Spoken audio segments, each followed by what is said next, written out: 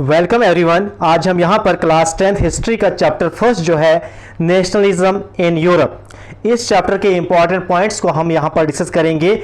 इन्हीं पॉइंट से आपके MCQ, one word, true false, fill in the blank बनेंगे आपके बोर्ड एग्जाम में। यहाँ पर इस चैनल पर सभी चैप्टर्स के इंपॉर्टेंट पॉइंट हम डिस्कस करेंगे। हिस्ट्री के सभी चैप्टर्स के, civics, economics and geography class 10th के सभी चैप्टर्स के इंपॉर्टेंट पॉइंट्स को यहाँ पर डिस्कस किया जाएगा। और जो प्रीवियस ईयर क्वेश्चन बने हैं एसएसटी में, one word, fill in the blanks and true false, इस चैनल को सब्सक्राइब कीजिए, बेल आइकन भी प्रेस कीजिए। आज हम नेशनलिज्म इन यूरोप जो क्लास 10th हिस्ट्री का फर्स्ट चैप्टर है, इसके इंपॉर्टेंट पॉइंट्स को डिस्कस यहाँ पर करेंगे। आज का पहला पॉइंट क्या है?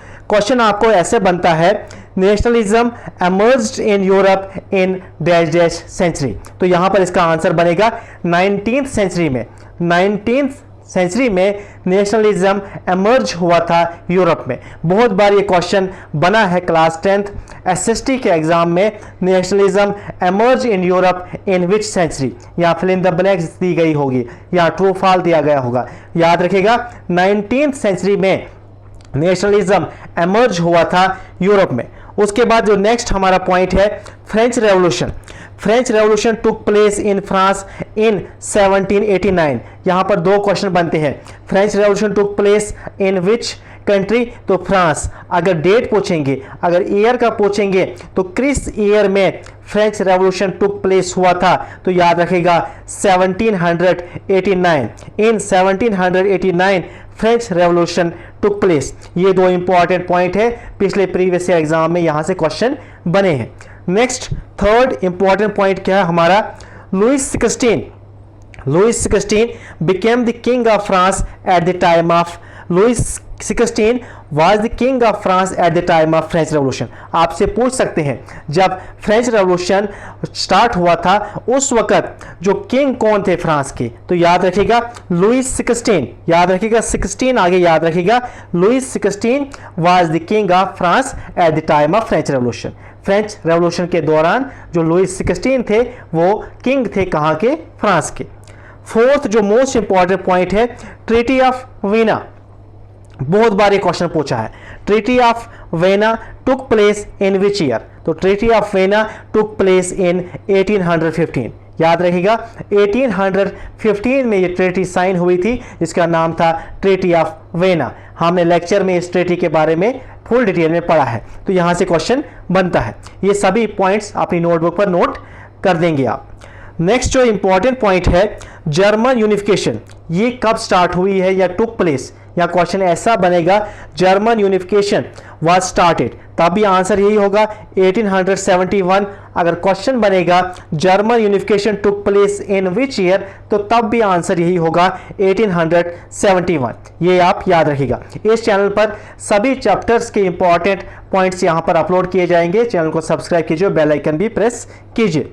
नेक्स्ट जो इंपॉर्टेंट पॉइंट है, national assembly took charge of France after French revolution. French revolution के बाद किसने चार्ज संभाला फ्रांस का, तो याद रखिएगा national assembly. National assembly took charge of France after the French revolution. Next point क्या है, मोस्ट इंपॉर्टेंट पॉइंट है, ये दो सोसाइटीज बनाई गई थी, एक का नाम था young Italy and young Europe. ये दो सीक्रेट सोसाइटीज थी, सेक्रेट सोसाइटीज थी। इसको किसने बनाया था? Giuseppe Mazzini. ये कौन थे?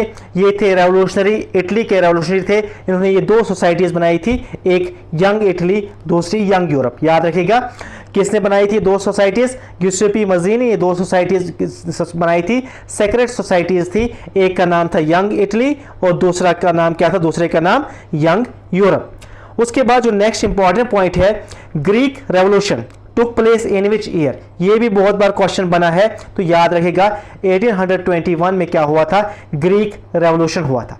Greek revolution took place in 1821। Next जो इंपॉर्टेंट पॉइंट है, Victor Emmanuel II become king of Italy in 1861। Question बना है प्रीवियस ईयर एग्जाम में, who became the king of Italy, united Italy in 1861। तो Victor Emmanuel II became the king of Italy in 1871। उसके बाद जो next important point है, यहां पर फ्रेंच आर्टिस्ट, इनका नाम था फ्रेडरिक सोरियो। फ्रेडरिक सोरियो पूछेंगे ये कौन था, तो ये एक आर्टिस्ट थे कहाँ के आर्टिस्ट थे? फ्रांस के। ये एक फ्रेंच आर्टिस्ट थे, इन्होंने वही पिक्चर बनाई थी जिसमें ये दिखाया गया था कि इन्होंने उसमें पिक्चर में क्या दिखाया था, एक सिंबल दिखाया था लिबर्टी का एक वुमेन थी, उसके एक हाथ में क्या टॉर्च थी और एक हाथ में बुक थी। बुक क्या थी? वो कॉन्स्टिट्यूशन, जिसमें सभी रिटर्न रूल्स लिखे गए हैं। और वहां पर लोग आ रहे थे, मोनार्ची का कचरा उन्होंने वहां पर फेंक दिया था और इस लिबर्टी की तरफ लोग बढ़ रहे थे। तो उसी पिक्चर को बनाया था फ्रेडरिक सोरियो ने, याद रखिएगा। उसके बाद नेक्स्ट क्या है, फ्रेडरिक सोरियो के बाद इंपॉर्टेंट पॉइंट क्या है, इन 1834 कस्टम यूनियन बनाई गई थी। इस कस्टम यूनियन का नाम था ज़ोल्वरीन, याद रखिएगा, कभी कभी नाम ही पूछते हैं। 1834 में क्या बना, एक कस्टम यूनियन बनाई गई जिसका नाम क्या था, Zollverein was formed at the initiative of Prussia. किसके इनिशिएटिव से बना ये कस्टम यूनियन जिसका नाम रखा था ज़ोल्वरीन?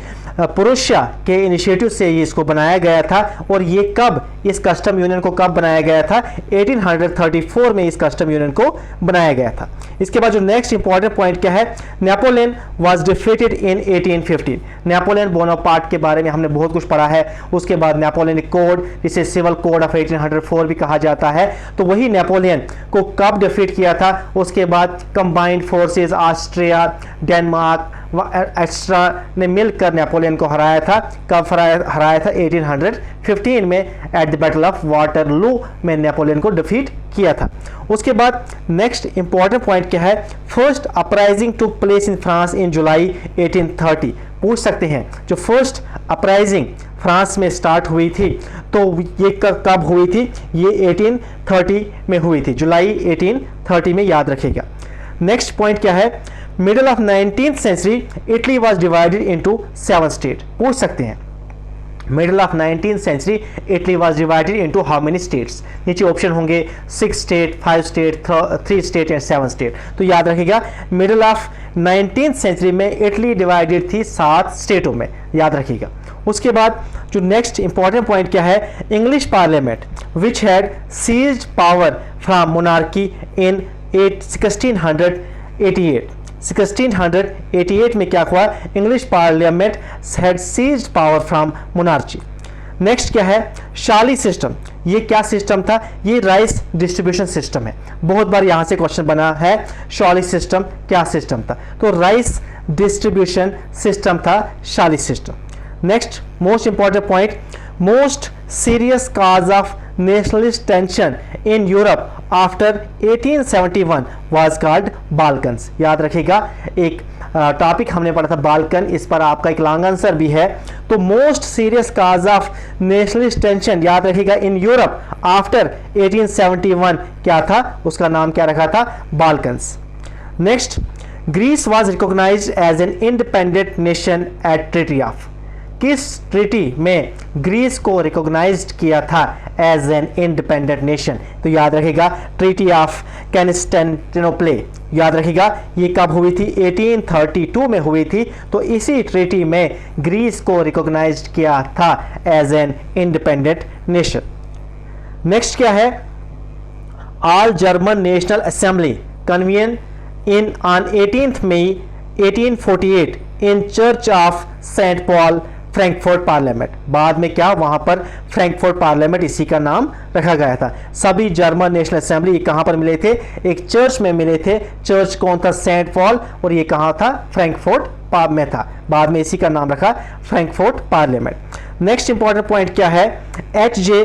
नॉवलेस started collecting folk tales in Kashmir. एक प्रीवियस ईयर पेपर में बहुत साल पहले 2016-17 में पूछा है, who started collecting folk tales in Kashmir? तो याद रखिएगा J.H. नॉवलेस, याद रखिएगा।